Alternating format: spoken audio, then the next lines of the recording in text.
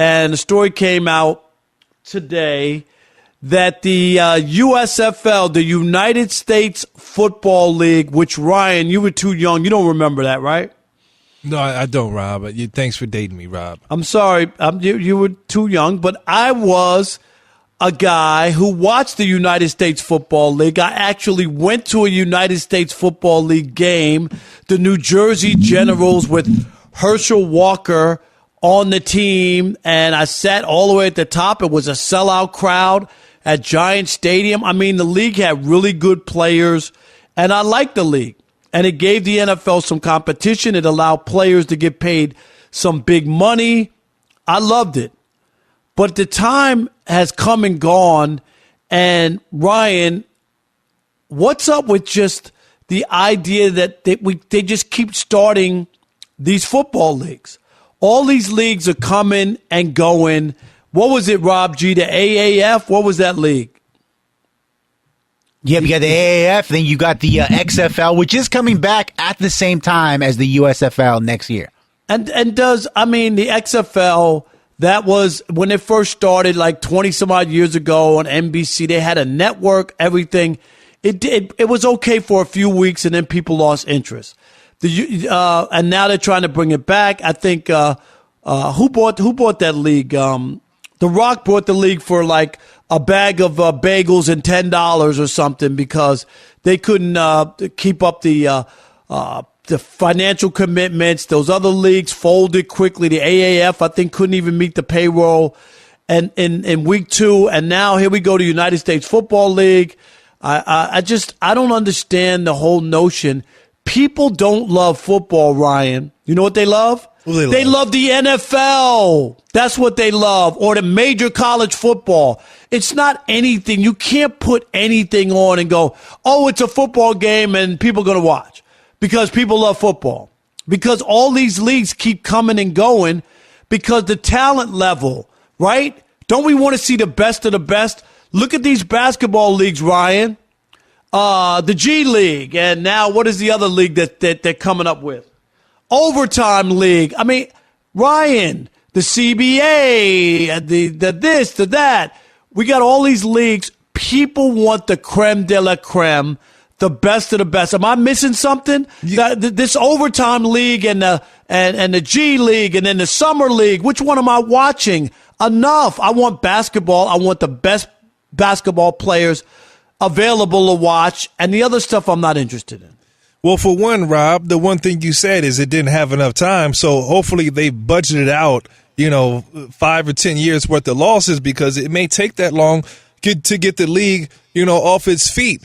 For two, as a former athlete, I understand that there's a lot of good players that don't make it to the league. We're talking NFL, we're talking NBA. There's a lot of guys that don't make it, and you don't want these guys. Ultimately, they'll go and they'll hang them up, man.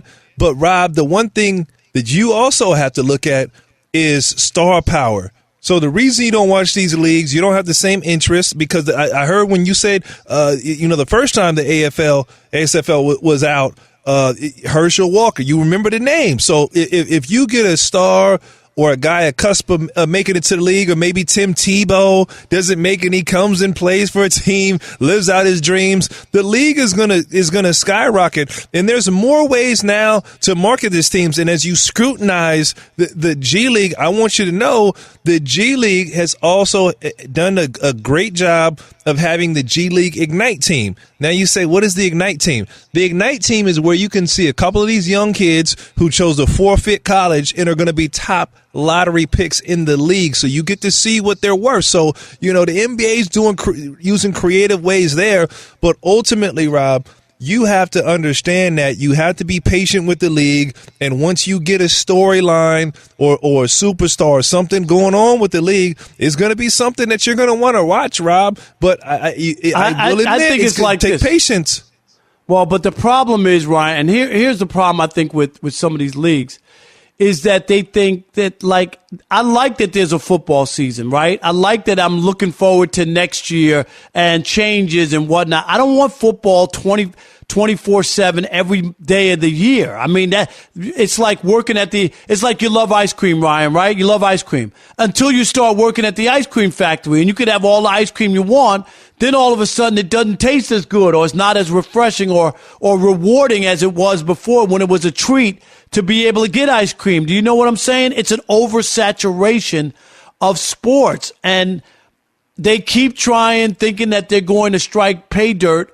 I don't believe it. Unless you're telling me they got money and they're going to compete with the NFL and they're going to get Aaron Rodgers to leave the NFL and go play. That's how the United States Football League was able to get any traction.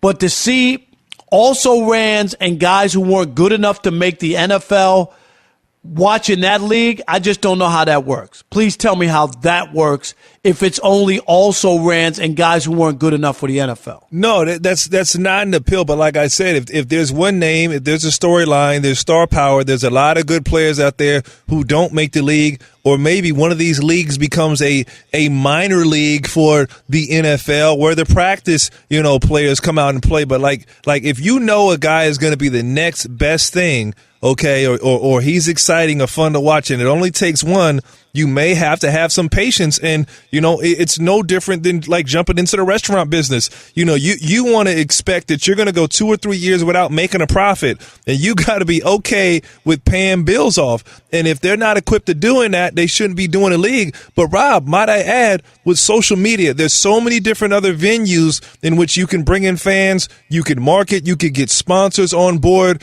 Rob, and it's going to take a bit of creativity because, you don't want to compete with the NFL. You've got to be a little different, sometimes a little extreme. Hey, we're giving you what you really want to see, what the NFL players can't do. So I'm intrigued to see what it's going to be, Rob. But what do you mean there's not enough football? Like, Rob, there's you not. guys watch football. It's just because you don't see anybody that you like or you recognize out there. That's what the truth is. When that new league started, the AAF, if we remember correctly, people watched it. There was curiosity, right? I want to see what this is. Okay, I watched the first week, maybe even the second week. After that, the ratings continued to plummet because the quality of play, it's not, you could dress up a pig, right, and put on the lipsticks and earrings and act like it's cute. But at some point, if the quality of play isn't what people are expecting, Ryan, they're not going to buy in. I don't care what network. It wasn't like this was on Channel 59 in Los Angeles or something and you needed aluminum foil to get the signal. They're on major networks and people weren't watching at the rate you would have thought that football fans starving for football after the Super Bowl. I just think that there can be a time and a place where you overkill and you make people to the point where it's like, okay, can I get off of football because the NBA season has started, right? Or the NBA's underway. Well, Rob, I want to focus on the NBA. Then baseball starts, spring training, opening day. I don't want football 24/7. Well, Rob, we get basketball 24/7. The WNBA caps off when the NBA stops. Okay. And the WNBA is growing, whether some people like it or not, in popularity. But guess what? It's taking some time, right? You got to be patient with it because at first you'll watch it. If the WNBA wasn't attached to the NBA, there were already women's basketball leagues, Ryan. I hate to break it to you. There were two of them way before the WNBA. You know that. Rob, well, then give me a history lesson, Rob. There were two leagues, women's leagues before the WNBA. And the WNBA has the backing of the NBA, and that's why it's been able to survive. And it's different. People want to see women's basketball compared to men. I'm just saying the USFL I liked the league when I was a kid in 1983 and I was in college. I watched it. I'm not ripping it.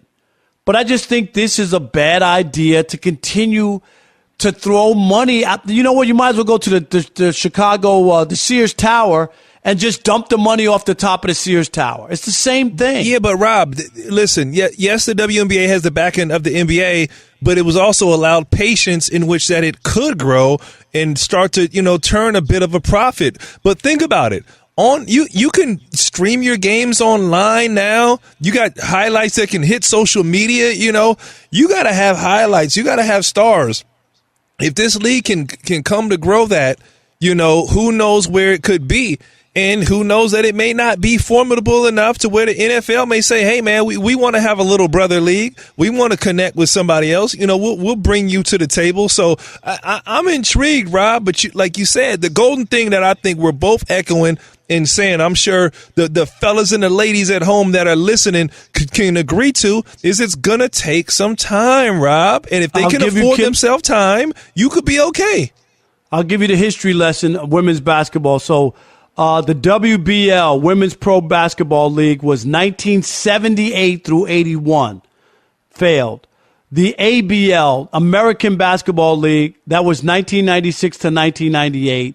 And then you had the WABA, the Women's American Basketball Association. That was 1993 to 1995. And then they restarted in 2002. I get it. And that's different from men's. But I just think that there's too many leagues with mediocre players, and that's why it's a hard sell. All right,